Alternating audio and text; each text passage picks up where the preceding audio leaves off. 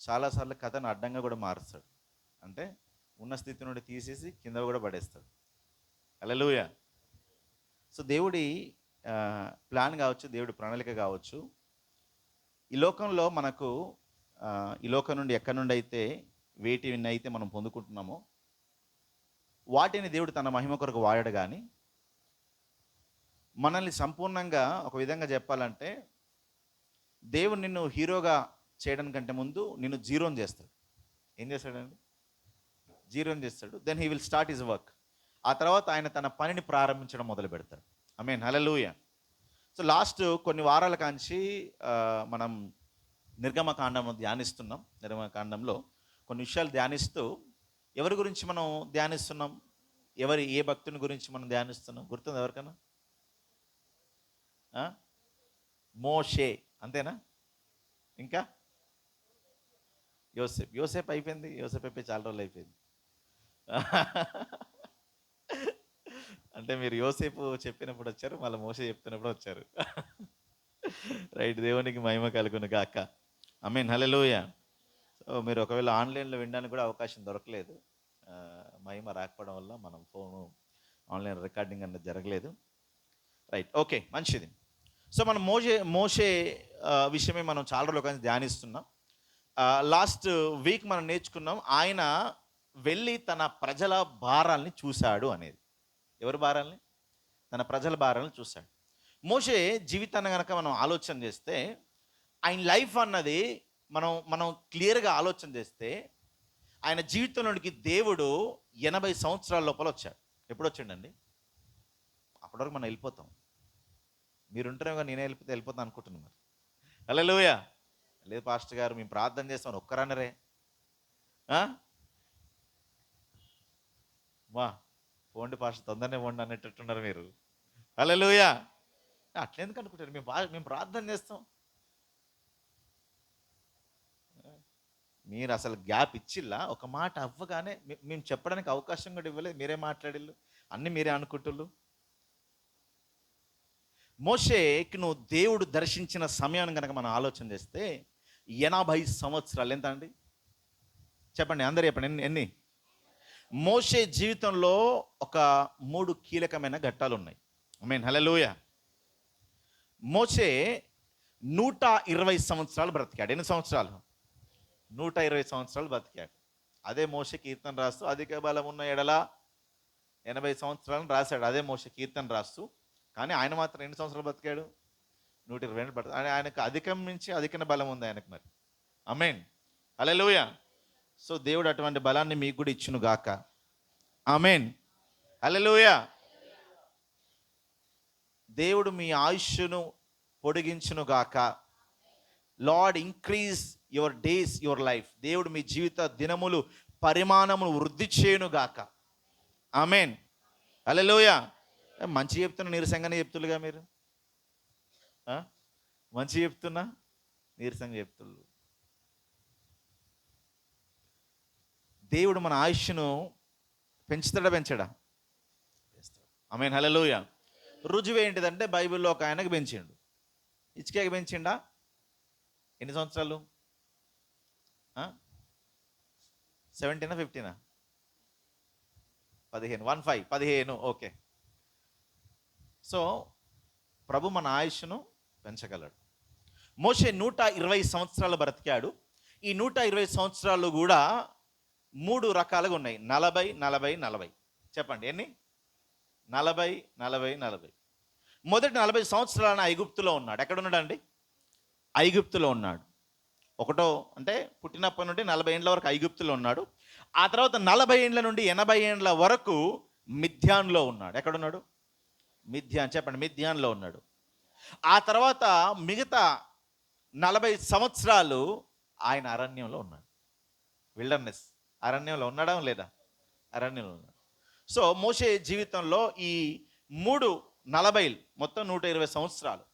So మనం మోషే జీవితంలో మొదటి 40 సంవత్సరాల జీవితాన్ని మనం ధ్యానిస్తూ ఆలోచన చేస్తూ వస్తున్నాం.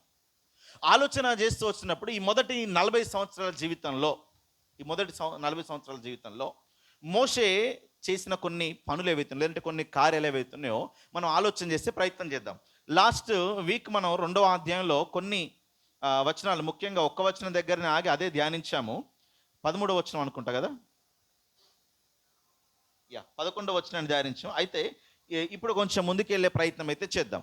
సో మోషే లైఫ్లో మనం ఆలోచన చేస్తున్నప్పుడు, ఆయన ఆ మొదటి 40 సంవత్సరాలు మనం ఆలోచన చేసినప్పుడు, ఆయన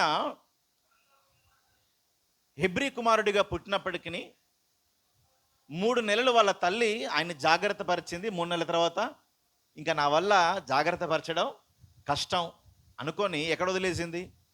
నీళ్ళల్లో వదిలేసింది. నీళ్ళల్లో వదిలేసినందుకు ఆయన నీటి నుండి తీసిన తర్వాత మోషే అని పేరు పెట్టిల్లు. ఆ తర్వాత అతడు పాలు విడవగానే, ఎప్పుడు పాలు విడిచిన తర్వాత ఎక్కడికి వచ్చాడు? మళ్ళా ఎక్కడికి వచ్చిండు? ఫరో ఇంటిలోనికి వచ్చిండు. ఆమేన్, హల్లెలూయా. సో ఇది మన బైబిల్లో లేకపోయినా నేను చరిత్రలో ఉన్న కొన్ని పుస్తకాలు, ప్రాముఖ్యంగా జోసఫస్ అని ఒక జూవిష్ స్కాలర్ ఒక ఆయన ఉంటాడు. జోసఫస్ ఆయన పేరు. ఆయన గురించి చాలామంది ప్రస్తావిస్తుంటారు. ఆయన ప్రస్తావించిన విషయాన్ని ఈ గ్యాప్, కొన్ని మనకు తెలియని బైబిల్లో రాయబడిన కొన్ని విషయాలు ఉంటాయి కదా, అటువంటివి చరిత్రలో రాయబడి ఉన్నాయి. ఆమేన్, హల్లెలూయా. ఎందుకంటే యేసుక్రీస్తు ప్రభువారికి కావచ్చు, మన దేవునికి కావచ్చు చరిత్ర ఉంది. ఆమేన్, హల్లెలూయా. బైబిల్లో ఉన్న ప్రతిదానికి చారిత్రానుసారంగా ఆధారాలు ఉన్నాయి. ఆమేన్, హల్లెలూయా. ఇవేమి కాక్ అండ్ బుల్ స్టోరీస్ కాదు ఇవి. హల్లెలూయా. పెదరాసి పెద్దమ్మ కథలు కాదు ఇవి. అంతేనా? పరమానంద శిష్యులు పెదరాసి పెద్దమ్మ కథలు కాదు. ఇవి నిజంగా యథార్థంగా జరిగిన సంఘటనలై ఉన్నాయి. ఆమేన్, హల్లెలూయా. అయితే ఇవన్నీ కూడా మన కొరకు ఎందుకు రాయబడిందంటే మనము దేవుని గురించి తెలుసుకున్నట్టు. ఆమేన్, హల్లెలూయా. ఇవన్నీ మనకు దృష్టాంతాలుగా రాయబడి ఉన్నవి.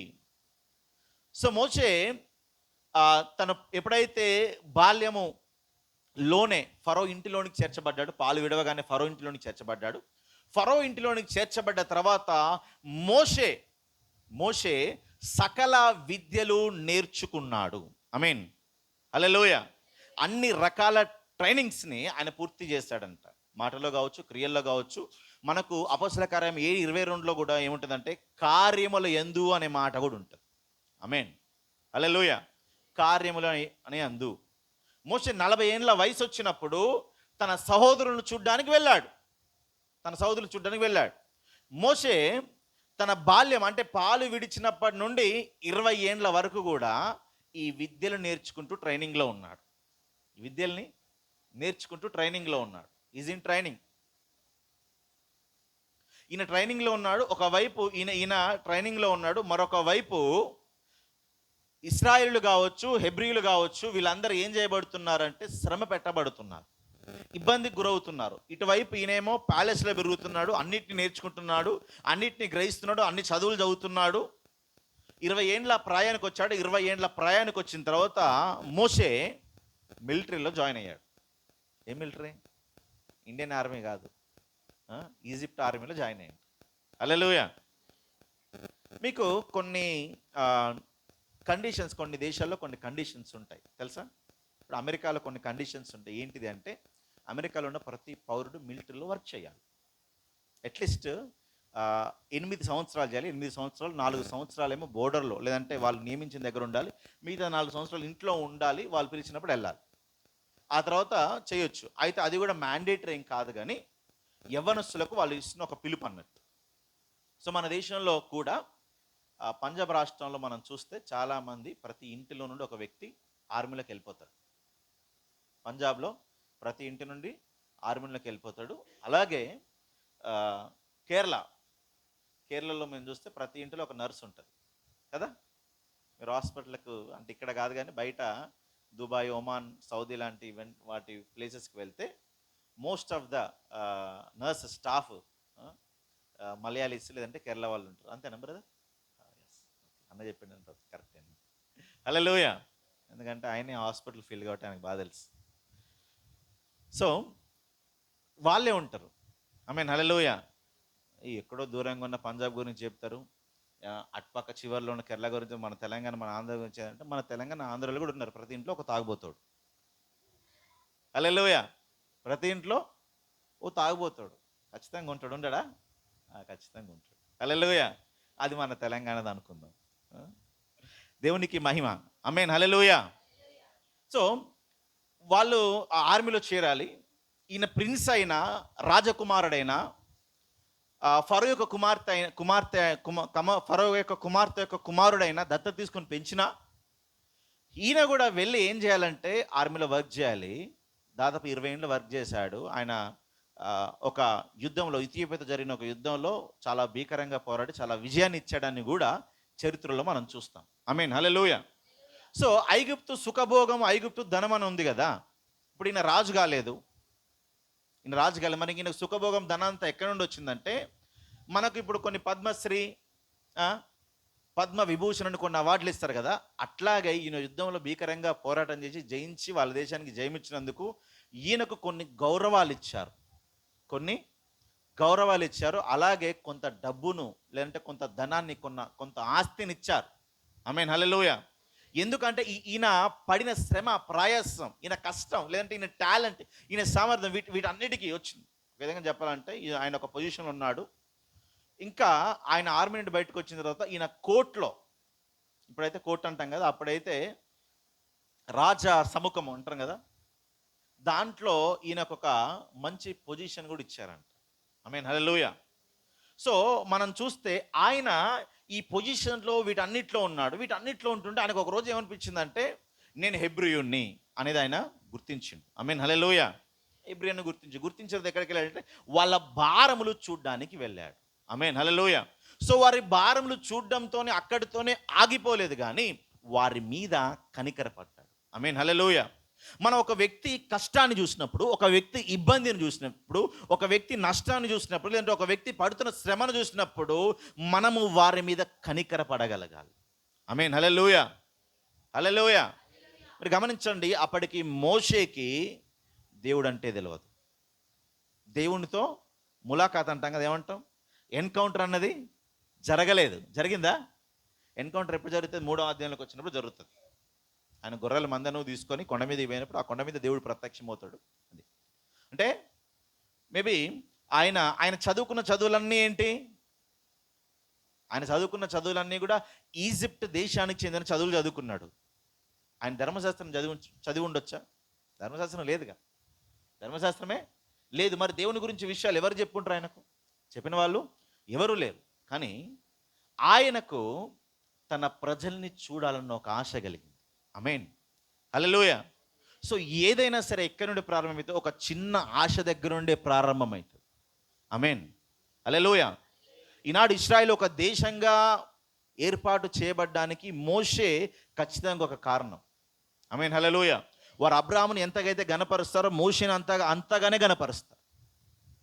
అబ్రాహామును గణపరిచినట్టుగా మోషేని కూడా వారు గణపరుస్తారు. మోషే చెప్పింది వాళ్ళు ఖచ్చితంగా వాళ్ళు చేస్తారు, ఇశ్రాయేలు ప్రజలు. సో ఈ యొక్క మోషే తన ప్రజల్ని చూడాలని ఆశ కలిగింది. వాళ్ళ దగ్గరకు వచ్చిండు. హల్లెలూయా. వాళ్ళ దగ్గరకు వచ్చిండు. వాళ్ళు పడుతున్న కష్టాన్ని ఈయన కళ్ళారా చూసిండు.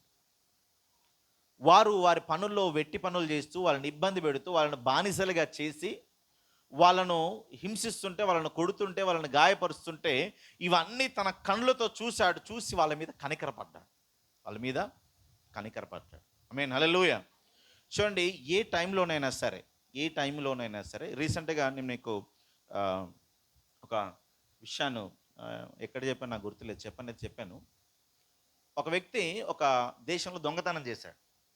ఫర్ ఎగ్జాంపుల్ మన ఇండియానే వేరే కంట్రీ అమెరికాలో వెళ్తే ఆ అబ్బాయి చేతిలో నుండి కొంత ధనాన్ని లాక్కొని పారిపోతుంటే ఈ అబ్బాయి పట్టుకొని ఆ దొంగను కొట్టిన తర్వాత పోలీసు వాళ్ళు వచ్చి దొంగను అరెస్ట్ చేయకుండా ఈ కొట్టినోడిని అరెస్ట్ చేస్తారు. రీజన్ ఏంటిది అంటే, నువ్వు ఈ దేశానికి చెందినోడివి కాదు, మా దేశ పౌరుని మీద నువ్వు ఎట్లా చేయి చేసుకుంటావు అని ఆయన్ని తీసుకెళ్ళి జైలు వేస్తారు. ఇది వాస్తవంగా జరిగిన విషయం. కొన్ని రోజుల క్రితమే జరిగింది, 3-4 నెలల క్రితం అనుకుంటా. సో మోషే గురించి మనం ఆలోచన చేసినప్పుడు, మోషే ఎవరంటే ఒక హెబ్రీ వ్యక్తి. ఆయనకు ఐగుప్తులో ఒక పొజిషన్ ఉంది, ఐగుప్తులో ఒక అధికారి. ఆయన ఐగుప్తు కోర్టులో ఒక శాసనసభలో ఒక అధికారిగా ఆయన ఉన్నాడు. అయితే ప్రజలను చూడడానికి వెళ్ళినప్పుడు అక్కడ ఇద్దరు దెబ్బలాడుతున్నారు. ఒక ఐగుప్తుడు, ఒక ఇశ్రాయేలు దెబ్బలాడుతుంటే ఐగుప్తుడు ఇశ్రాయేల్ని బానిసలుగా చేయడం మాత్రమే కాదు, కొడుతున్నాడు. ఇశ్రాయేలు వ్యక్తి ఏం కొట్టాడు తిరిగి, ఈ ఐగుప్తుడే కొడుతున్నాడు. ఒక విధంగా చెప్పాలంటే ఐగుప్తుడు ఇశ్రాయేల్ని హింసిస్తున్నాడు, బాధిస్తున్నాడు, కొడుతున్నాడు. ఇది ఎవరు చూశారు? మోషే చూసిండు. చూసి ఏం చేస్తున్నాడు తెలుసా? ఒక్కటే గుద్దు చంపేసి అక్కడే ఉన్న ఇసుకలు బొంద పెట్టేసిండు. ఎవరండి? మోషే. ఓన్లీ ఒక్కటే. చూడండి, మనం గమనించండి, చంపాడు, బొంద కూడా పెట్టిండు. అది నేరం అని మోషేకి తెలుసా తెలియదా? మోషేకి తెలుసు. మోషేకి అది నేరం అని తెలుసు. ఈవెందో నేను ఒక అధికారం అయినప్పటికీ ఒక వ్యక్తిని చంపడం అన్నది నేరం. ఆమేన్, హల్లెలూయా. నువ్వెవ్వరైనా కావచ్చు. పోలీసుడు ఎన్కౌంటర్ చేస్తే వాడు చెప్పాలి కదా ఎందుకు చేసిండు ఎన్కౌంటర్. చెప్పకుండా ఉంటాడా? నా చేతిలో గన్ను ఉంది, నాకు అధికారం ఉంది, నేను కాల్చి పడేస్తా అంటే కుదరదు. ఎందుకు కాల్చాల్సి వచ్చిందంటే వాడు పాడిపోతున్నాడు, వాడిని పట్టుకోలేక నేను కాల్చేసినాను, ఇది ఒకటి చెప్పాలి. మోషే ఈ వ్యక్తిని చంపిండు అని చెప్పాలి అంటే మరి రీజన్స్ ఉండాలి కదా. ఏం రీజన్ ఏంటి? ఒక బానిసను కొడుతున్నాడు. బానిసను కొడితే అది నేరమేం కాదు, వాడు చేసింది తప్ప కాదు, నువ్వు వాడిని చంపడానికి ఖచ్చితంగా నువ్వు శిక్ష అనుభవించాల్సి ఉంటుందని మోషేకి అర్థమైంది. సో ఎవరు చూడలేదు అనుకున్నాడు. మరుసటి రోజు ఇద్దరు ఇశ్రాయేలు గొడవపడుతుంటే ఏమన్నారంటే, మా మీద నిన్ను తీర్పరిగా, మా మీద అధికారిగా నిన్ను పెట్టిన వాళ్ళు ఎవరు? నిన్ను తీర్పరిగా, నిన్ను అధికారిగా మా మీద ఎవరు పెట్టిళ్ళు? మేమిద్దరం గొడవపడి నువ్వెందుకు వస్తున్నావు మధ్యలో? ఐగుప్తుని చంపిన నన్ను చంపాలనుకుంటున్నావా ఏంటి అని మోషేకి బదిలిస్తాడు. మోషే ఇశ్రాయేల్ ప్రజలను రక్షించాలనుకున్నాడు. ఆమేన్, హల్లెలూయా. అందుకే ఆయన ఎర్రజెండా పట్టుకున్నాడు. మోషే ఏం చేస్తున్నాడు? ఎర్రజెండా పట్టుకున్నాడు. అక్కడ ఎర్రజెండా పట్టుకొని బానిస సంఖ్యలు తెగిపోవాలి, ఈ బానిసలను బాధించొద్దు, ఈ బానిసలకి ఇబ్బంది కలిగించొద్దు. ఎర్రజెండా పట్టుకొని వాళ్ళకి నాయకుడు అవ్వాలనుకున్నాడు. దేవుడు దాన్ని అనుమతించలేదు. అక్కడ దేవుడు దాన్ని అనుమతించాడా? అనుమతించలేదు. నేను వీళ్ళకి న్యాయం చేస్తా, నేను వీళ్ళని కాపాడుతా, వీళ్ళని రక్షిస్తా, ఇదిగో వీళ్ళని బాధించిన ఒక నేను చంపేసిన. వీళ్ళ దగ్గరికి వచ్చి ఏం చెప్తున్నాడు? మీరు గమనిస్తే మోషేకు తన ప్రజల పట్ల కనికరం ఉంది. ఆమేన్, హల్లెలూయా. తన ప్రజల పట్ల ఒక ఇశ్రాయేల్ని కొడుతున్నాడని ఐగుప్తు వ్యక్తిని చంపుతాడు. ఒక ఇశ్రాయేలు మరొక ఇశ్రాయేల్తో గొడవ పడుతుంటే వెళ్ళి ఆపే ప్రయత్నం చేస్తాడు. ఆమేన్, హల్లెలూయా. ఇది జరిగిన తర్వాత ఈయన అక్కడి నుండి మిద్యానికి పారిపోతాడు. మిద్యానికి పారిపోగానే మిద్యానులో చూస్తే ఈయన వెళ్ళి ఒక బావి దగ్గర కూర్చుంటాడు. హల్లెలూయా. మీకు ఎవరైనా బావి దగ్గర కూర్చున్నారు అనగానే ఎవరైనా గుర్తొస్తున్నారా? ఈ స్టోరీ కొంచెం సిమిలర్గా యాకోబు స్టోరీ లాగా ఉంటుంది మనకి. యాకోబు స్టోరీ లాగా ఒక విధంగా చెప్పాలంటే ఇది మోషే లవ్ స్టోరీ అనుకోవచ్చు. ఇక్కడ మోషే జరిగిన వివాహానికి జరుగుతున్న ఆ సిద్ధపాటు గురించి ఉంటుంది ఇక్కడ. ఈయన వెళ్ళి మిద్యాను దేశంలో ఉంటాడు. మిద్యాను దేశం దాదాపుగా 700 మైళ్ళు ఉంటుంది. 700 మైళ్ళు. హల్లెలూయా. మన భాషలో చెప్పాలంటే 1000 కిలోమీటర్ల వరకు ఉంటుంది. అంత దూరం పారిపోయింది ఆయన. పారిపోయి అక్కడ కూర్చున్నాడు. కూర్చోగానే గొర్రెల కాపరు వచ్చి ఆ బావి మీద ఉన్న దాన్ని పొర్లించేశారంట. ఆ తర్వాత మనం ఆ వాక్య భాగాలు చదువుకుందాం. ఆ వాక్య భాగాలు చదువుకుంటే మనకు కొంచెం ఈజీగా అర్థమయ్యే అవకాశం ఉంటుంది. 2వ అధ్యాయం అనుకుందాం. 13వ వచనం చదువుకుందాం.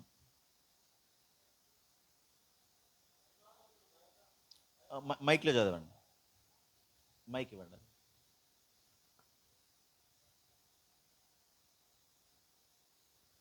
మరునాడు అతడు బయట నడిచి వెళ్ళుచుండగా హెబ్రీయులైన మనుషులిద్దరు పోట్లాడుచుండిరి. అప్పుడు అతడు అన్యాయము చేసిన వాని చూచి, నీవెలా నీ పొరుగువానిని కొట్టుచున్నావని అడగగా, అతడు, మా మీద నిన్ను అధికారినిగా తీర్పరిగాను నియమించిన వాడెవడు? నీవు ఐగుప్తుని చంపినట్టు నన్ను చంపవని అనుకొనిచున్నావా నన్ను. చూడండి, ఇక్కడ మనం చూస్తే ఎవరికైతే సహాయం చేయడానికి వెళ్ళాడో వాళ్ళ దగ్గర నుండి వ్యతిరేకతను పొందుకున్నాడు. నేనేమో మీకు సహాయం చేయడానికి వచ్చా, మీరేమో నాకే తిరగబడుతున్నారు. మనం కొన్నిసార్లు మన పరిస్థితి ఇట్లాగా వేరే వాళ్ళకి సహాయం చేయడానికి పోతే వాళ్ళే మనకు నిన్నోడు రమ్మన్నాడు, అసలు నువ్వు ఎందుకు వచ్చినావు, మా జీవితాన్ని మేము చూసుకుంటాంలే, మా బ్రతుకును మేము చూసుకుంటాం. ఒక వ్యక్తికి సువార్త కరపత్రిక ఇస్తే మాకు ఏసు అక్కరలేదు, మా జీవితాలు మేము చూసుకుంటాం. ఏసు అక్కర్లేని వాళ్ళకి ఏసేమి వాళ్ళ దగ్గరికి ఇంకా వెళ్ళాడు. ఆమేన్, హల్లెలూయా. ఏసేమి వాళ్ళ దగ్గరికి వెళ్ళాడు. ఇక్కడ ఇశ్రాయేలు ప్రజలు అంటారు, మాకు అక్కర్లేదు నీ సహాయం, నీ సహాయం మాకేమీ అక్కర్లేదు, నువ్వు మా మీద తీర్పరు కాదు, మా మీద నువ్వు అధికారు కాదని ఆయన్ని మేలు చేయడానికి పోతే ఆయన్ని ఇబ్బంది పెట్టినట్టుగా, అవమానించినట్లుగా మనం చూస్తాం. ఒక విధంగా చెప్తే ఆయన చేసిన తప్పును ఆయన మీద మోపి ఆయన ఏం చేస్తున్నారంటే తలదించుకునే స్థితిలోనికి తీసుకొచ్చింది. అక్కడ నుండి ఆయన వెళ్ళిపోతాడు. చూడండి, అక్కడ నుండి వెళ్ళిపోయిన తర్వాత 15వ వచనం, ఫరో ఆ సంగతి విని మోషేను చంపచూచను గాని మోషే ఫరో ఎదుట నుండి పారిపోయి మిద్యాను దేశంలో నిలిచిపోయి ఒక బావి వద్ద కూర్చుని. చూడండి, ఒక బావి దగ్గర కూర్చున్నట్ట. మిద్యాను యాజకునికి 7 కుమార్తెలు ఉన్నారు. వారు వచ్చి తమ తండ్రి మందకు నీళ్లు పెట్టుటకు నీళ్లు చిది తొట్లను నింపుచుండగా మందకాపరులు వచ్చి వారిని తొలివేసిరి. అప్పుడు మోషే లేచి వారికి సహాయం చేసి మందకు నీళ్లు పెట్టాను. ఇత్రోకి 7 కుమార్తెలు ఉన్నారంట. 7 కుమార్తెలు ఏం చేస్తారంటే గొర్రెలు కాయడానికి వస్తున్నారు. మనకి ఇట్లాంటి స్టోరీయే, సేమ్ ఇట్లాంటి స్టోరీయే మనకు రిబ్కా ఏమో నీళ్లు చేదడానికి వచ్చినప్పుడు ఒంటెలకు నీళ్లు పోసినట్టుగా అనిపిస్తుంది. ఆ తర్వాత రాహేలు కూడా ఇట్లాంటి ఇట్లాంటి స్టోరీ రాహేలు కూడా యాకోబును అట్లాంటి బావి దగ్గరనే కలుసుకొని వారి యొక్క బంధుత్వాన్ని వారు పరిచయం చేసుకున్నట్టుగా మనం చూస్తాం. సో ఇక్కడ కూడా మనం ఆలోచన చేస్తున్నప్పుడు ఇవన్నీ అంటే చాలా సిమిలర్గా దగ్గరగా ఉన్న పోలికలు కనిపిస్తున్నాయి. మోషే కూడా ఆ బావి వద్ద ఉన్నాడు. బావి వద్ద ఉంటే వాళ్ళు నీళ్లు చిదడానికి వస్తే మోషే ఏం చేస్తున్నాడు, సహాయం చేస్తున్నాడు. యాకోబు కూడా అట్లాంటి సహాయం చేస్తాడు, మోషే కూడా ఇక్కడ అట్లాంటి సహాయం చేస్తున్నాడు. సహాయం చేయగానే వీళ్ళు చూడండి ఆ నీళ్ళన్నీ నింపుకుంటారు, గొర్రెలను తాగుతాయి, మేకలను తాగుతాయి, వీళ్ళు ఇంటికి వెళ్ళిపోతారు. ఇంటికి వెళ్ళిపోయిన తర్వాత మీరేంటి ఇంత తొందరగా వచ్చారంటే ఒక ఐగుప్త్యుడు, మోషే వస్త్రధారణ బట్టి మోషే ఒక ఐగుప్తుడు అనే విషయాన్ని వీళ్ళు గుర్తుపట్టి, ఆయన ఒరిజినల్గా హిబ్రూ వ్యక్తి అయినా సరే ఆయన వస్త్రధారణ ఏముంది, ఐగుప్తుల వస్త్రధారణ ఇక తల ఈ కనబడకుండా పైన ఒక మన స్కార్ఫ్ లాగా వాళ్ళు కప్పుకుంటారు, ఇంకొక టైప్లో ఉంటుంది. పాత ఫొటోస్లో మీరు చూస్తే కనిపిస్తుంది. సో అట్లాంటి వాటిని కప్పుకుంటారు. ఆయన వేషాన్ని చూసి లేదంటే ఆయన బట్టల్ని చూసి ఐగుప్తుని గుర్తించారు. ఆ తర్వాత ఆయనను వారు పిలుస్తారు, అక్కడికి వెళ్ళిపోతారు. ఆమేన్, హల్లెలూయా. సో ఇప్పుడు మనం గమనించాల్సిన ఒక విషయం ఏంటిదంటే మోషే ఐగుప్తుని కొడుతున్న ఇశ్రాయేలుకి సహాయం చేశాడు. ఇశ్రాయేల్ ఇద్దరు కొట్టుకుంటే వాళ్ళకి సహాయం చేశాడు. ఇదంతా ఒక పక్కన మనం ఆలోచన పెడితే వీళ్ళిద్దరు కూడా సొంత ప్రజలు. ఇప్పుడు ఆయన మిద్యాను దేశానికి వెళ్ళాడు. మిద్యాను దేశంలో వాళ్ళెవరో తెలియదు. కొంతమంది స్త్రీలు వచ్చారు, ఒక 7 స్త్రీలు వచ్చారు. ఆ 7 స్త్రీలు వస్తే ఆ 7 స్త్రీలకు మోషే ఏం చేస్తున్నాడు, నీళ్లను చేది పోస్తున్నాడు. దానికి బదులుగా వాళ్ళు కనీసం ఓ గ్లాసుడు నీళ్ళు ఇచ్చిల్లా, లేదంటే ఇంకేమన్నా చెప్పిల్లా, కొన్ని థ్యాంక్ యూ చెప్పినట్టుగా అక్కడ ఏం కనబడదు. వీళ్ళు నీళ్లు పోసుకొని ఇంటికి వెళ్ళిపోతారు అంతే. హల్లెలూయా. అంటే మొదట సహాయం చేసిన వ్యక్తి వల్ల ఈయన నేరస్తుడు అయ్యిండు. రెండో వ్యక్తికి సహాయం చేసిన వ్యక్తి వల్ల ఈయనేమో అవమానింపబడ్డాడు. మూడవ వ్యక్తికి సహాయం చేసిండు. మూడో వ్యక్తికి సహాయం చేసినా ఏ మేలు ఆయనకు దొరకలేదు. హల్లెలూయా. ఏ మంచిది ఏమైనా ఆయనకు దొరికిందా? ఏం దొరకలేదు. ఈ 3 విషయాలు మనం ఆలోచన చేస్తే మోషేకి ఇతరుల పట్ల కరుణ కలిగిన కనికరించే హృదయం ఉందని మనకు అర్థమవుతుంది. ఆమేన్, హల్లెలూయా. ఐగుప్తుని చేత బాధింపబడుతున్న వ్యక్తికి సహాయం చేశాడు. ఇశ్రాయేల్ ఇద్దరు కొట్టుకుంటే వాళ్ళకి సహాయం చేసిండు. ఇక్కడ ముక్కు ముఖము తెలియని దేశం కాదు, భాష కాదు, ఆ వ్యక్తికి వాళ్ళకు కూడా ఈయన వెళ్ళి సహాయం చేస్తున్నాడు. ఆమేన్, హల్లెలూయా. అసలు మోషేకి దేవుడు తెలుసా? అప్పటివరకు దేవుని పరిచయం ఉందా? లేదు. కానీ ఆయన ఏం చేస్తున్నాడు? సహాయం చేస్తున్నాడు. ఆమేన్. హల్లెలూయా. మోషేలో ఉన్న ఒక గుణం ఇది. నిజంగా దేవుడు మనం పుట్టినప్పుడే కొన్ని గుణాలు మన లోపల పెడతాడు. మనం పెరుగుతున్నప్పుడే కొన్ని గుణాలను దేవుడు మనకిస్తాడు. ఆమేన్. హల్లెలూయా. ఆ గుణమే మోషేను ఇశ్రాయేలు ప్రజల్ని విడిపించి ఒక నాయకుడిగా మార్చింది. ఆమేన్. హల్లెలూయా.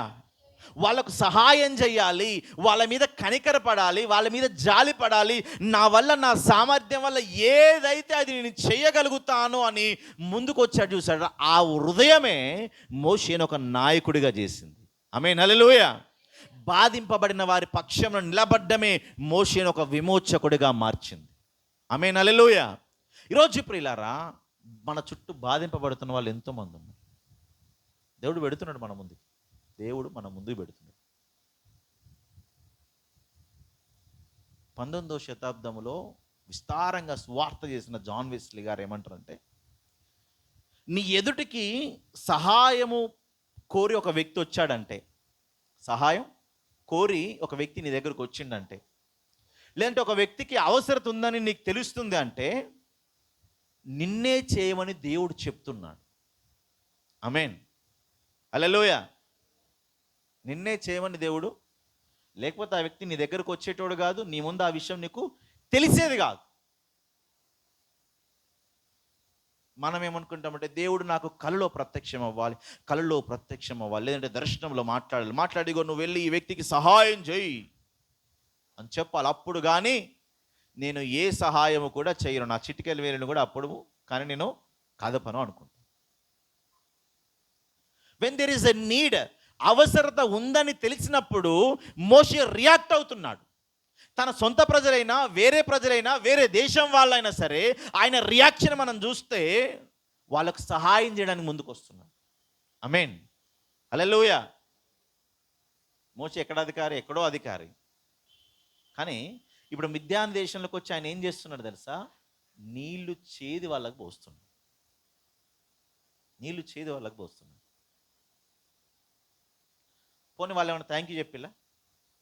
వీళ్ళు ఇంటికి వెళ్ళిన తర్వాత మీరు ఎందుకు ఇంత తొందరగా వచ్చారని వాళ్ళ నాన్న అడిగితే, మేము తొందరగా ఎందుకు వచ్చామంటే, ఒక ఐగుప్తుడు మాకు నీళ్ళు చేతి పోసిన, అందుకే మేము తొందరగా వచ్చినంటే వాళ్ళ నాన్న 2 తిట్లు తిట్టి, కొంచెం కూడా కృతజ్ఞత లేని వాళ్ళు మీరు, అంత సహాయం చేసిన వాళ్ళని అక్కడే ఎందుకు వదిలిపెట్టి వస్తారు, మన ఇంటికి రమ్మనొచ్చు కదా అని పిలిస్తే అప్పుడు పోతారు వాళ్ళు.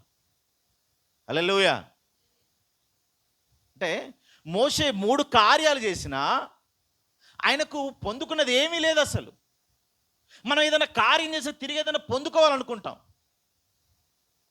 ఒక వ్యక్తికి ఏదైనా సహాయం చేసినాం అనుకోండి, మరి సహాయం చేసిన తర్వాత మళ్ళీ మనం ఏమంటాం తెలుసా? ఆ వ్యక్తికి నేను అంత సహాయం చేసిన కొంచెం కూడా కృతజ్ఞత లేదు అంటాం.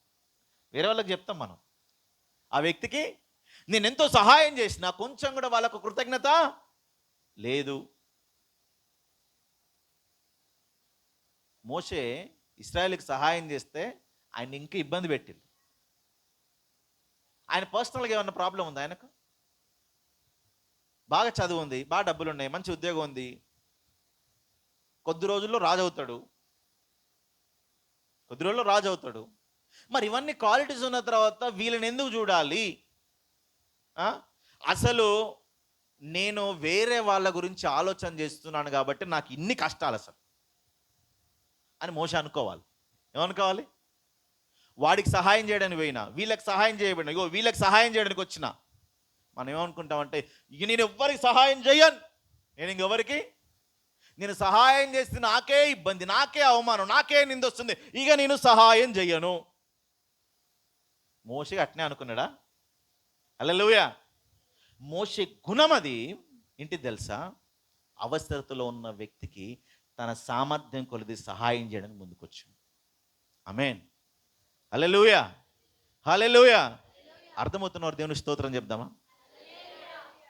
మోషే సాత్వికుడు, నా ఇల్లంతట్లో నమ్మకస్తుడు అని చెప్పాడు దేవుడు. ఆమేన్. హల్లెలూయా. దేవుడే స్వయంగా మోషే గురించి సాక్ష్యం చెప్పాడు. మరి మోషే లోపల మనం ఈ సుగుణాలను కనుక మనం ఆలోచన చేస్తే, తన ప్రజల పట్ల ఆలోచన కలిగి, కనికరం కలిగి మోషే ఉంది. ఒక విధంగా చెప్తే, మోషే జీవితం కొంతమంది భక్తులకు దగ్గరగా ఉండడం కాదు, మోర్ దెన్ 50% యేసు ప్రభు లైఫ్కి చాలా దగ్గరగా ఉంటారు. ఆమేన్. హల్లెలూయా. More than 50. ఒక విధంగా చెప్పాలంటే పాత నిబంధనలో మోసే ఇశ్రాయేలు కోసం ఏ విధంగా అయితే ఉన్నాడో, నూతన నిబంధనలో యేసుక్రీస్తు ప్రభువారు అదే రీతిగా ఉన్నారు. ఆమేన్. హల్లెలూయా. సో కొన్ని చిన్న విషయాలు ఆలోచన చేసే ప్రయత్నం చేద్దాం. సో పాత నిబంధనలో మోషేని వాళ్ళు ఏమన్నారంటే, మోషే ఒక ధర్మశాస్త్రాన్ని రాశాడు, లేదంటే వాళ్ళని నడిపించే ఒక నాయకుడు. ఇది మాత్రం కాదు, మోషే ఒక ప్రవక్త, ఒక ప్రాఫెట్, ఒక ప్రవక్త. ఆయన గురించి ఆయన చెప్పిన ఒక మాట చూద్దాం. ద్వితీయోపదేశ కాండంలో 18వ అధ్యాయం 16వ వచనం చదువుకుందాం. మోషే యేసు ప్రభు గారు గురించి చెప్పిన ఒక మాట. ఈ మాటలో రెండు విషయాలు మనకు అర్థమవుతుంటాయి. ఈ గొప్ప అగ్ని నాకు ఇకను కనబడకుండును గాక అని చెప్పితివి. 18వ అధ్యాయం 16వ వచనం. 18, 16. ఈ గొప్ప అగ్ని నాకు ఇకను కనబడకుండును గాక అని చెప్పితివి. ఆ, ఆ సమయమున నీ దేవుడైన యెహోవాను నీవు అడిగిన వాటన్నిటి చొప్పున నీ దేవుడైన యెహోవా నీ మధ్యను నా వంటి ప్రవక్తను నీ సహోదరులు నీ కొరకు పుట్టించును. ఆయన మాట నీవు వినవలెను. ఆమేన్. చూడండి, నీ దేవుడిని యెహోవా నీ మధ్యన నా వంటి ప్రవక్తను. నేను ప్రవక్త అని ఎవరు చెప్తున్నారు? మోషే చెప్తున్నాడు. మీ మధ్యలో పుట్టిస్తాడని. సో ఇదే విషయాన్ని నూతన నిబంధనలో కోట్ చేస్తూ రాస్తున్నట్టుగా మనం చూస్తాం. అపోస్తల కార్యం 3వ అధ్యాయం 22వ వచనం చదువుకుందాం ఒకసారి. అపోస్తల కార్యం 3:22.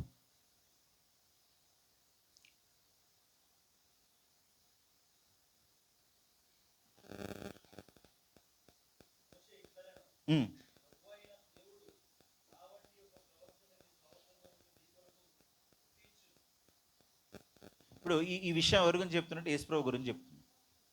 అంటే పాత నిబంధనలో మోషే ఏ విధంగా అయితే ఉన్నాడు, నూతన నిబంధనలు ఎవరున్నారు అలాగా? యేసుప్రభు ఉన్నారు. సో యేసుప్రభు వారికి మోషేకు ఉన్న కొన్ని చాలా దగ్గర ఉన్న సంబంధాలు మనం ఆలోచన చేసే ప్రయత్నం చేద్దాం. సో మోషే పుట్టినప్పుడు హింసలు ఉన్నాయి. మోషే పుట్టినప్పుడు హింసలు ఉన్నాయి. అది మాత్రం కాదు, ఆయన పుట్టిన సమయంలో పుట్టిన పిల్లల్ని ఏం చేసేవాళ్ళు? చంపేసేవాళ్ళు, నైలు నదిలో పడేసేవాళ్ళు. యేసు ప్రభు పుట్టినప్పుడు కూడా ఏం చేసేవాళ్ళు? 2 సంవత్సరాల కంటే తక్కువ వయసు ఉన్న పిల్లలందరినీ కూడా హేరోదు ఏం చేయించాడు? చంపించేశాడు. అంటే ఇద్దరు కూడా ఆశ్చర్యరీతంగా మరణం నుండి తప్పింపబడ్డారు. ఆమేన్. హల్లెలూయా. సో ఇది మాత్రం కాదు, సంఖ్యాకాండం 12వ అధ్యాయం 3వ వచనంలోకి వస్తే మోషే గురించి ఒక మాట ఉంటుంది. 12:3 వచనం చదువుకుందాం. సంఖ్యాకాండం. మోషే భూమి మీద ఉన్న వారందరిలో మిక్కిలి సాత్వికుడు. వెరీ సాఫ్ట్ అంట, చాలా సాఫ్ట్. ఎవరు చెప్పండి? ఎవరు? మోషే. ఇప్పుడు యేసు ప్రభు గురించి మీకు ఏదైనా వాక్య భాగం గుర్తొస్తుందా? చాలా ఫేమస్ వర్డ్ అది.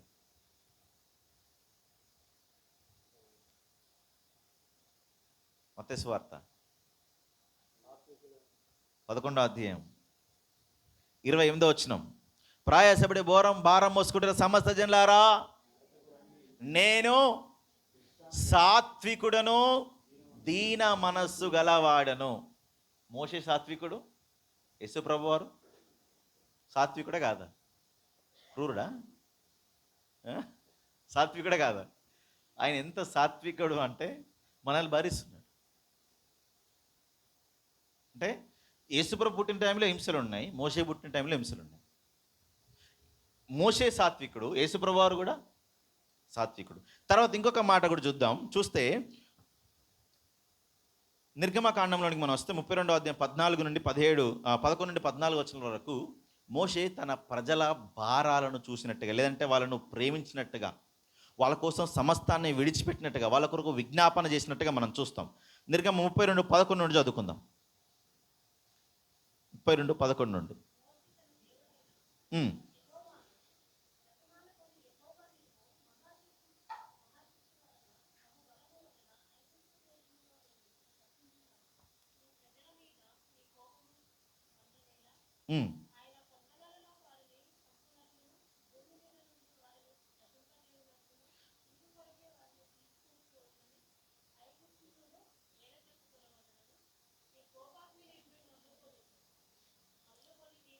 నీ ప్రజలకు కీడు చేయక దాని గురించి. చూడండి, ఈయన ఒక విజ్ఞాపన చేస్తున్నాడు. ఎవరి కొరకు తెలుసా? తన ప్రజల కొరకు. ఏమంటున్నాడంటే, తన దేవుడిని యెహోవాను బ్రతిమాలుకొని ఏమని చేస్తున్నాడండి? ఎవరి కొరకు బ్రతిమాలుతున్నాడు? కొడుకును బ్రతిలాడతాం, బిడ్డను బ్రతిలాడతాం, అల్లుడిని బ్రతిలాడతాం, లేదంటే అమ్మ నాన్నని బ్రతిలాడతాం. మోసే ఎవరిని బ్రతిలాడుతున్నాడు? చెప్పండి, ఎవరిని బ్రతిలాడుతున్నాడు? దేవుణ్ణి బ్రతిలాడుతున్నాడు. ఏ దేని కొరకు? ప్రభా 80 ఏళ్ళు అయిపోయింది ప్రభా, సంపాదించింది రూపాయి లేదు, ఏదో ఒకటి చెయ్యి ప్రభా, నువ్వు తప్ప ఏం లేదు, నువ్వు పిలిస్తే వచ్చినా. ఈ స్టోరీలు ఏం చెప్పట్లేడు ఆయన. ఆయన ఏం చేస్తున్నాడు? ఇశ్రాయేలు ప్రజల కోసం మొర్ర పెడుతున్నట్టుగా చూస్తాం. తన దేవుడిని యెహోవాను బతిమాలుకొని, యెహోవా నీవు మహాశక్తి వలన బహుబలం వలన ఐగుప్తు దేశం నుండి రప్పించిన నీ ప్రజల మీద నీ కోపము మండనేల. మీరు మండేటట్లు చేసి ఎవరికి? దేవుడికి. ఎవరు? ఇశ్రాయేలు ప్రజలు. మన క్రియలు మన కార్యాలు మండేలాగా చేస్తారు. మోసే ఏం చేస్తున్నాడు? దేవుని ఉగ్రత వాళ్ళ మీదకి రాకుండా మధ్యలో పోతున్నాడు. ఈయన మధ్యలో పోయి వాళ్ళని బతిలాడుతున్నాడు. ఎవరిని? దేవుని బతిలాడుతున్నాడు. బతిలాడితే ఏమంటున్నాడు? ఆయన కొండల్లోనూ వారిని చంపునట్లు, భూమి మీద నుండి వారిని నశింపజేయనట్లు, కీడి కొరకు వారిని తీసుకొని పోయినని ఐగుప్తులు ఎలా చెప్పుకొనవలను. ఈ లోకం నిన్ను గూర్చి తప్పుగా మాట్లాడదు ప్రభా, నువ్వు వాళ్ళని విడిపించావు, వాళ్ళని చంపేశావు అని ఈ లోకం చెప్పుకోవద్దు. ముఖ్యంగా ఐగుప్తులు చెప్పుకోవద్దు.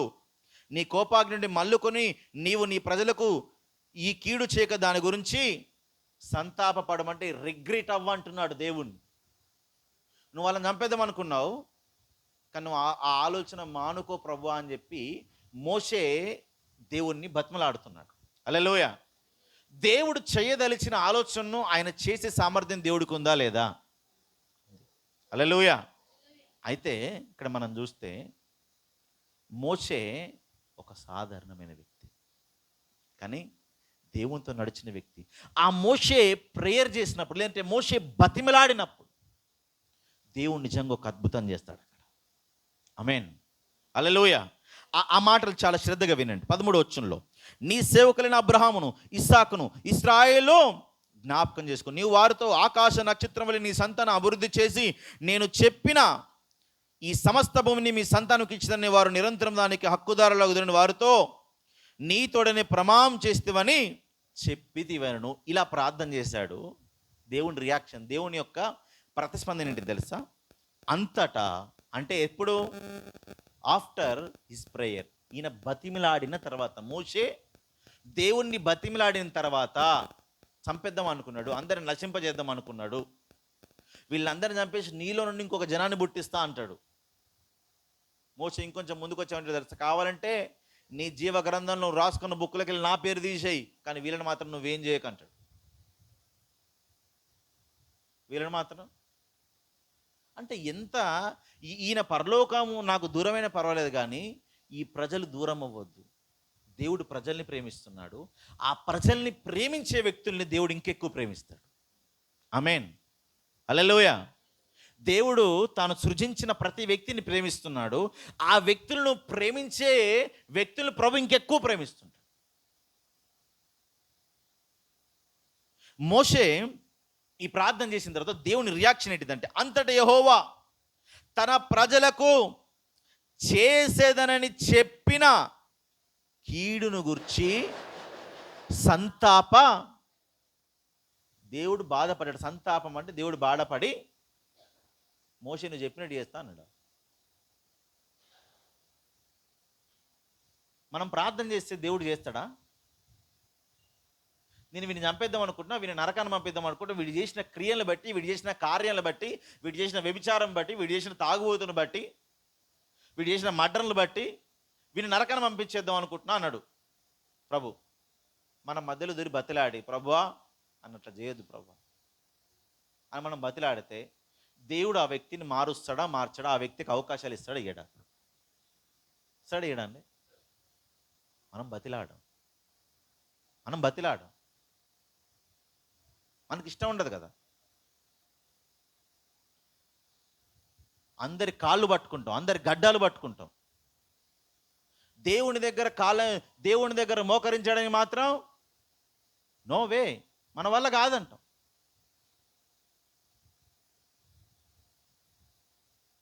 మనుషుల కాళ్ళు గడ్డాలు పట్టుకొని తెచ్చుకునేటి ఎంతసేపు ఉంటాయి? ఎన్ని రోజులు ఉంటాయి?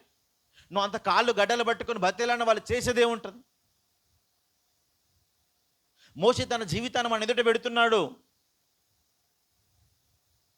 ఆయన దేవుని బతిమలాడుకొని ఇశ్రాయేలు ప్రజలు ప్రాణాలను కాపాడిండు. ఆమేన్, హల్లెలూయా. ఇశ్రాయేలు ప్రజల ప్రాణాలను ఆయన కాపాడిండు. బతిలాడుతున్నాడు, దేవుని దగ్గర పోయి బతిలాడుతున్నాడు. మన కోసం మనం చేసే ప్రార్థన దేవుడు ఎప్పుడు ఏంటండి? దేవుడు కూడా బోరు కొడుతుంది. ఏమంటాడంటే, ఈ వ్యక్తి వస్తాడా, వస్తే ఏం చెప్తాడు? నన్ను దీవించు ప్రభా, నా కుటుంబాన్ని దీవించు ప్రభా, నా ఇల్లుని దీవించు ప్రభా, ఉద్యోగంలో ప్రాబ్లం ఉంది ప్రభా, వ్యాపారం సక్సెస్ అవ్వట్లేదు ప్రభా, అక్కడ నొప్పి ఉంది ప్రభా, ఇక్కడ నొప్పి ఉంది. ఇదే మాటలు, ఇదే ప్రార్థనలు కొన్ని సంవత్సరాలుగా మనం చేస్తూ ఉంటే దేవుడికి విసుగు వస్తుందా రాదా? వస్తుందా రాదా? నేను ప్రతి వారం ఒకే వాక్యం చెప్తున్నాను అనుకోండి, మీకు విసుగు వస్తుందా రాదా? ప్రతి వారం మీకు ఏం కావాలి? కొత్తది కావాలి, కొత్త విషయం నేర్చుకోవాలి. మరి కొత్త విషయం నేర్చుకోవాలని ఆశ అనుకున్నప్పుడు దేవుడు కూడా మన దగ్గర నుండి కొత్త విషయాలు ప్రార్థించాలని ఆశ ఉంటుంది దేవుడికి. మనం ప్రార్థన అంటే దేవునితో మాట్లాడడం, దేవుని దగ్గరికి వెళ్ళి ఊకే.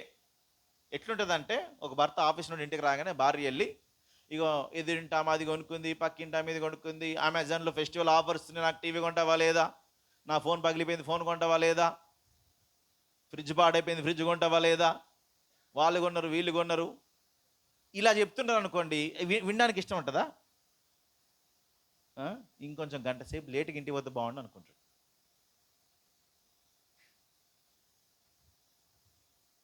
దేవుడి దగ్గరికి వెళ్ళి మనం చెప్పింది ఎన్ని సంవత్సరాలు అదే ప్రార్థనలు చేస్తున్నాం. వింటాడా? బాగా చెప్తున్నావు, 10 సార్లు చేసావు కాబట్టి 100 సార్లు, 20 సంవత్సరాలుగా అదే అడుగుతున్నావు కాబట్టి నీకు ఇచ్చేస్తా పో అంటాడా? సంవత్సరాలు మారుతున్నాయి కానీ వీడి ప్రార్థన మారట్లేదు అంటాడు దేవుడు.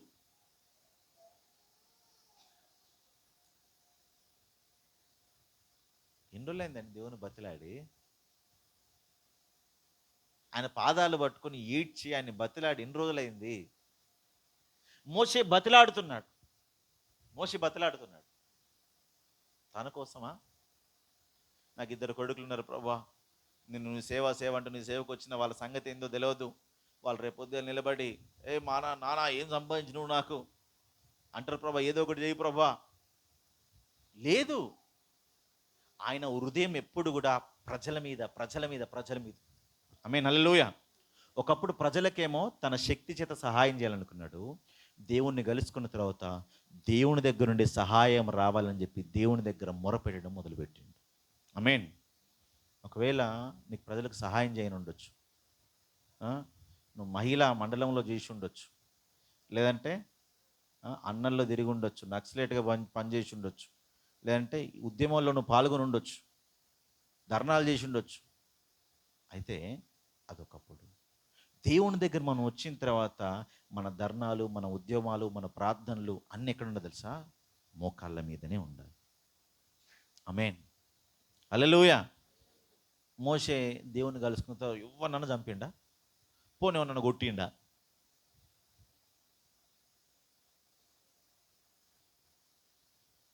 మోషే ఎంత సాత్వికుడు అంటే, ఒక చిన్న మాట చెప్తా.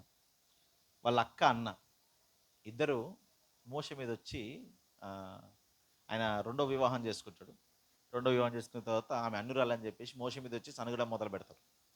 సనగడం మొదలు పెడితే మోషే ఒక్క మాట మాట్లాడు, దేవుడు వస్తాడు. దేవుడు వచ్చి మిరియంకి కుష్టిస్తాడు.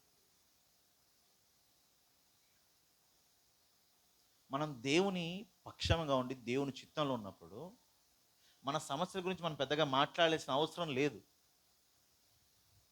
God will answer. దేవుడే సమాధానం ఇస్తాడు. ఆమేన్, హల్లెలూయా. దేవుడే సమాధానం ఇస్తాడు. అండ్ లైఫ్లో అంటే దేవునికి చాలా సిమిలర్గా ఉన్న పోలికలు ఉంటాయి. ఇదే పోలిక యేసుప్రభు జీవితంలో కూడా చూద్దాం ఒకసారి. మత్తయి సువార్త 23వ అధ్యాయానికి వద్దామా? 23:37 చదువుకుందాం.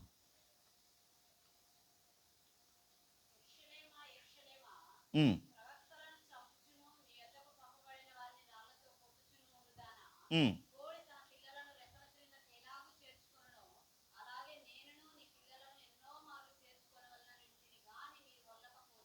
చూడండి, యేసు ప్రభు దేని కొరకు మొరపెడుతున్నాడు? యెరూషలేము కొరకు. యెరూషలేములో ఎవరున్నారు?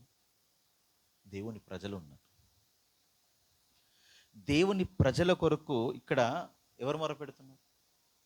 యేసు ప్రభు. అంటే మోషే కావచ్చు, యేసు ప్రభు కావచ్చు, ప్రజల్ని ప్రేమించిళ్ళు, ప్రజల కొరకు మొరపెట్టిళ్ళు. ఇద్దరు కూడా ప్రజల కొరకు వాళ్ళకున్న ఉన్నత స్థితిని ఏం చేశారు?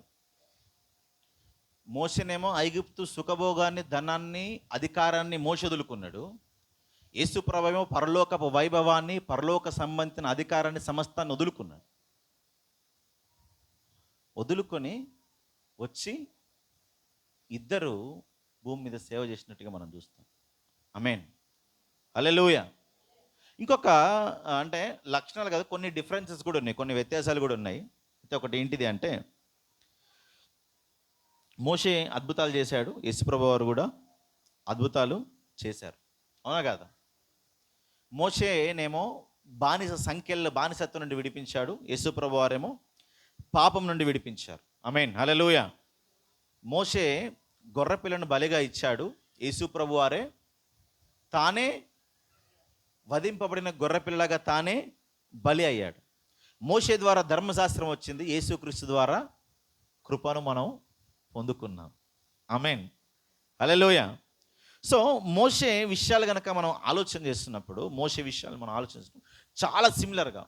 ఒక చిన్న తేడా ఏంటిదంటే, మోషే చనిపోయాడు, తిరిగి లేవలేదు.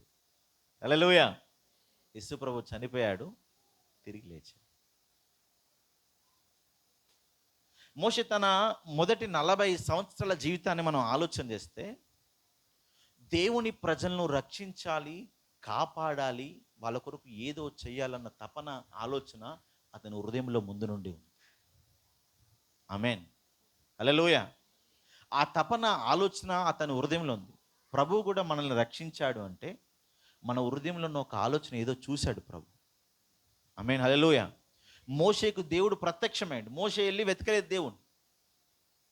మోషేకు దేవుడు ప్రత్యక్షమై నేను అబ్రాహాము, ఇస్సాకు, యాకోబుల దేవుడను అని చెప్పాడు.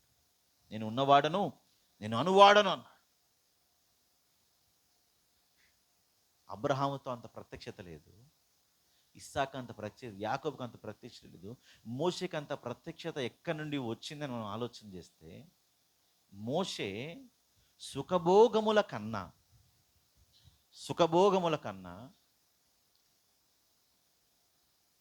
ఐగుప్తు ధనభోగముల కన్నా క్రీస్తు విషయమే నింద గొప్ప భాగ్యంగా ఎంచుకో. అంటే తన ప్రజలతో శ్రమపడ్డానికి ఇష్టపడతాడు. మోషే లోపల స్వార్థం లేదండి. నేను ఈ ఐగుప్తుని చంపితే నాకేమొస్తుంది, నేను ఈ గొడవ ఆపితే నాకేమొస్తుంది, నేను ఈమెకు నీళ్ళు చేతికి వస్తే నాకేమొస్తుంది? స్వార్థం ఉందా? ఎక్కడన్నా కనిపిస్తుందా? నేనెందుకు 40 రోజులు పోయి ఉపవాసం ఉండి, ఇంటిని వదిలేసి, కుటుంబాన్ని వదిలేసి, భార్యను వదిలేసి, బిడ్డను వదిలేసి పోయి 40 రోజుల పైన కొండ మీద ఉండాలి? ఆయన తిండి పెట్టాడు, నీళ్ళు ఇయ్యాడు, ఆయన ఎందుకు పోయి ఉండాలి?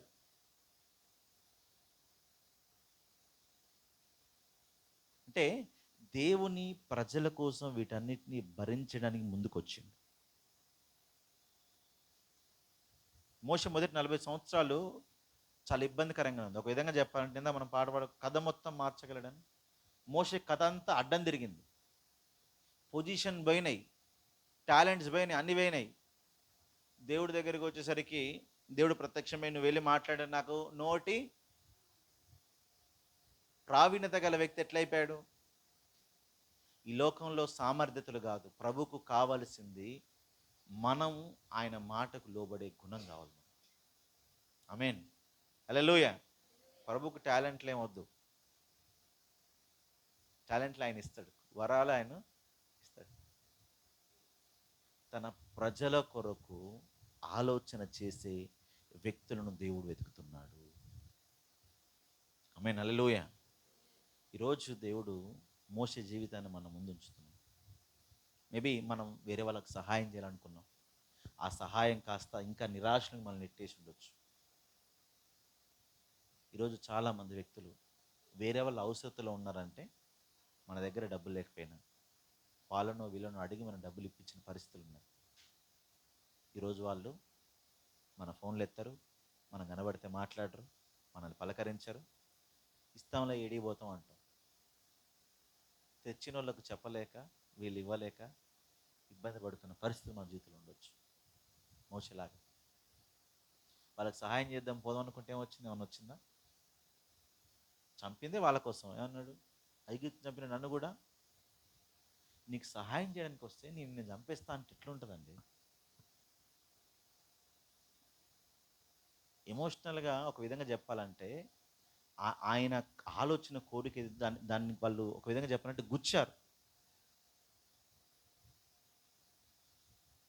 నేను వీళ్ళకి సహాయం చేయాలనుకున్నా, నా పొజిషన్స్ వదిలేసుకొని నా ఉద్యోగం ఏమైపోయినా నా బ్రతికేమైపోయినా సరే వీళ్ళకి సహాయం చేయాలని నేను అనుకుంటే వీళ్ళు నన్ను ఇలా చూస్తారా? ఇలా చూస్తారు. వెళ్ళిపోయాడు, వాళ్ళకు సహాయం చేసిండు. అక్కడ సమూహం ఆయన లైఫ్ అక్కడ సెటిల్ అయిపోయింది. వాళ్ళ మామ వచ్చాడు, సరే ఇక్కడే ఉండు అన్నాడు. ఒక అమ్మాయిని ఇచ్చాడు, పెళ్లి చేశాడు. కుమారుడు కూడా పుట్టాడు, గేర్షం ఆయన పేరు. కుమారుడు కూడా పుట్టాడు. ఈ 40 అంటే మొదటి 40 సంవత్సరాల లైఫ్ ఏమేమిందంటే ఐగుప్తులో నుండి పారిపోయిండు, మిద్యాన్లో స్థిరపడ్డాడు. ఆమేన్, హల్లెలూయా.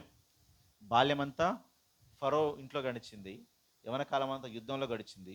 ఆ తర్వాత 40 ఏండ్ల ప్రాయస్సు నుండి 80 ఏండ్ల వరకు కూడా మిద్యాను దేశంలో ఉన్నాడు. మిద్యాను దేశంలో. ఈరోజు మోషే జీవితం గురించి మనం నేర్చుకోవాల్సిన అతి ప్రాముఖ్యమైన విషయం ఏంటిదంటే మోషే లోపల దేవుని సుగుణాలు ఉన్నాయి. ఆమేన్, హల్లెలూయా. ఈ దేవుని సుగుణాలు ఎట్లా వస్తాయి తెలుసా? దేవునితో నడిస్తేనే వస్తాయి. దేవునితో మోషే దేవునితో నడిచిండు. ఆమేన్, హల్లెలూయా. ఎప్పుడు ప్రార్థనకి వెళ్ళేవాడు మోషే? ఆయనకి ఎప్పుడు సమస్య వస్తే కాదు, ఎవరికి సమస్య వచ్చినా ఆయన నిలిపేటాడు. నీళ్ళు లేవంటే మొరపెట్టాడు, ఆహారం లేదంటే మొరపెట్టాడు, నాన్ వెజ్ కావాలంటే మొరపెట్టాడు.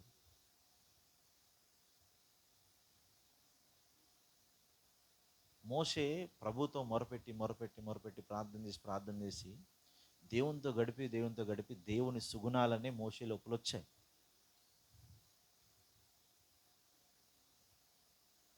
ప్రభు దగ్గరికి వస్తే ప్రభు మన జీవితాన్ని మారుస్తాడు. మోషే జీవితం 40 ఏండ్లు ఇబ్బంది, ఒక మంచి పొజిషన్లోకి వెళ్ళి డౌన్ పొజిషన్కి వెళ్ళిపోయింది. అలా ఒక 40 years ఉందేమో. ఆ తర్వాత 40 ఏళ్ళు తెలుసా, ఆయన చేతుల ద్వారా అద్భుతాలు జరిగినాయి. ఆమేన్, హల్లెలూయా. మోషే చేతిలోనికి ఏమొచ్చింది? కర్ర వచ్చింది. అద్భుతాలు జరగడం మొదలుపెట్టాయి. అద్భుతాలు ఐగుప్తులో మాత్రమే కాదు, అరణ్యంలో కూడా అద్భుతాలు జరిగాయి. Amen, hallelujah. The days will come in your life also. మీ జీవితాల్లో కూడా అటువంటి రోజులు వస్తాయి. ఈరోజు నువ్వు ఎంతోమందికి సహాయం చేయాలనుకొని చేస్తే నీకు తిరిగి దొరికింది, దక్కింది, పొందుకుంది ఏది లేకపోయి ఉండొచ్చు. దాన్ని బట్టి కొంతకాలం నువ్వు ఎవ్వరికి కాన్ రాకుండా నీ ముఖం ఎక్కడ చూపెట్టకుండా 40 ఏండ్లు ఆ గొర్రెలు ఆ కొండలు అంటూనే తిరిగిండు. ఎవరు? మోషే. ఆ గొర్రెలు ఆ కొండలే. ఎందుకు? ఆయనకు నోటి మాంద్యం వచ్చింది, మాట్లాడలేడు, మనుషులతో మాటలు తక్కువ. ఈ స్పెండ్ హిస్ లైఫ్ అంతా ఎక్కడ గడిపాడంటే కొండలు, గొర్రెలు, ఆ మేకలు, ఆ పశువులు, ఆ మందల మధ్యలోనే గడిపాడు. అక్కడే గడిపిండు సమయం అంతా. బట్ వన్ ఫైన్ డే దేవుడు అతని దగ్గరికి వచ్చిండు. ఆమేన్, హల్లెలూయా. ఈరోజు అటువంటి పరిస్థితులు మనం ఉంటే ఒక నిరీక్షణ ఉంచండి. మోషే చేసిన మేలును మనుషులు మర్చిపోయారు, దేవుడు మర్చిపోలేదు. ఎక్కడో మిద్యానులో ఉన్న మోషేని వెతుక్కుంటూ దేవుడు వచ్చి నువ్వు వెళ్ళి నా ప్రజల్ని విడిపించాలి అన్నాడు. ఆమేన్, హల్లెలూయా. నీ జీవితంలో కూడా అటువంటి రోజు వస్తుంది. Amen. I'm prophesying as a servant of the lord. దేవుని సేవకుడిగా నేను ఈ మాట చెప్తున్నాను. మీ జీవితంలో అటువంటి రోజు వస్తుంది. మీరు ముఖం చూయించుకునే స్థితిలో ఉన్నారేమో, అవమానంతో తలదించుకునే పరిస్థితిలో ఉన్నారేమో. కొన్ని ప్రాంతాలకు, కొన్ని ఇండ్లకు, లేదంటే కొన్ని ఊర్లకు మాత్రమే పరిమితం అయిపోయి ఇంతాగే ఈ పరిస్థితులు ఇంతే, ఇల్లు ఉద్యోగం అన్నట్టు పరిస్థితుల్లో మేబీ ఉండిపోయేవేమో. But God will rise you. దేవుడు లేవనెత్తుతాడు. ఆమేన్, హల్లెలూయా. ఒక నాయకుడిగా చేస్తాడు. నీ ద్వారా దేవుడు అద్భుతాలు చేయించి తాను నిన్ను పంపించిన ప్రతినిధి, నువ్వు దేవుని ప్రతినిధివి అని దేవుడు నిరూపిస్తాడు. ఆమేన్, హల్లెలూయా.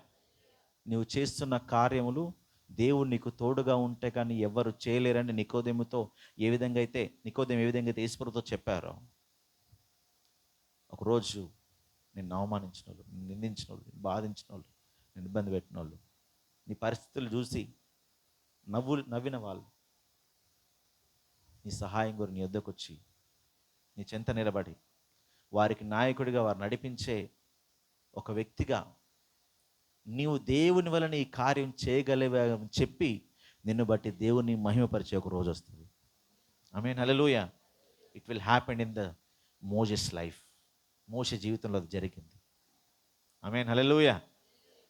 మోషే జీవితంలో అది జరిగింది. నన్ను కూడా చంపుతావా అన్నోడు మోషే నడిపిస్తే ఆ అరణ్యంలో నడిచిండు. హల్లెలూయా.